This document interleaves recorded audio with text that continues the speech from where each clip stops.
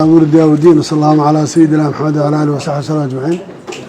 waxaa aad iyo aad sharaf iyo farxad noogu ah inaan maanta soo dhaweyno wafti oo hogaaminaya madaxweynaha koonfur galbeed marka laga hadlayo anaga waan iska xignaa inta kale qaraabo dhow oo qariibo ah oo deegaan ah oo waxba ka dhaxeeyaan baana marka horta aad baan ugu faraxsan madaxweyne ku soo dhawo adiga waftigaagu Kismaayo caasimada ku meel gaarka Jubbaland xaruntaadii deegaankaagii degmadaadii maamulkaagii saaxiibada iyo dadkaagii intaba waxaan filayaa inaadan hadda marti ku ahayn ma oranayn Cabdicasiis marti uu ku yahay aad baan kugu soo dhaweynaynaa waana ku faraxsanahay inaad maanta noo timaadaan waa deegaankiinii dadka reer Jubbaland way u heegan aad bay ugu diyaarsanaayeen inaad maalmihii dhaweeda la soo dhaafo dhamay imaadkiina aad baan u sugeynay markaa soo dhawaada kolley waanu wixii hadal iyo tala iyo booqashadanada ka yimaadee waxaa dib baanu kaga hadli doonaa laakiin hadda keliya kelmadda soo dhaweynta inaan idhaahdo isaga iyo waftigiisa marti ma tiidin gurigiinni baad ka timaadeen saaka gurigiinni baad joogtaan ahlan wasahlan soo dhawaada madaxweynaha Jubbaland iyo maamulka madaxweyne ku-xigeenka iyo gudoomiyaha baarlamaanka iyo shacabka iyo dadka reer Jubbaland oo dhan assalaamu calaykum waraxmatullaahi wabarakaatuh bacda salaan sharafay noo tahay inaan maanta aan booqasho ku nimaano caasimadda ku meel gaarka ah ee Jubbaland magaalada Kismaayo runtii wax loo baahnaa bay ahayd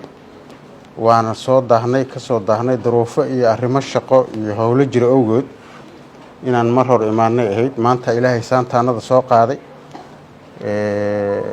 ka horna ismaanna moogeyn oo waa iska warqabnay madaxweynaha iyo shacabka iyo maamulka xiriirka anaga toos u ahaa. laakiin maanta ilaahay saantaanada soo qaaday, maantaan nimid aadaan ugu faraxsannahay. waxaan rabaa marka ugu horeyso inaan ka mahadceliyo soo dhoweyntii diiranayd oo maamul iyo shacabba loo soo baxay, oo sida qalbi furnaanta iyo walaalnimada iyo xigtada goonida ah ay ku jirta naloogu soo dhoweeyey. waa ku mahadsantihiin. intaas kadib madaxweynaha sheegay Jubbaland iyo koonfur galbeed waxay isku yihiin iyo waxa ka dhaxeeyo wax aan dadka dhan ka dhaxaynin waaye. dal iyo deegaan iyo deris iyo daaq iyo siyaasad iyo walaalnimo iyo intaba yaa ka dhaxayso.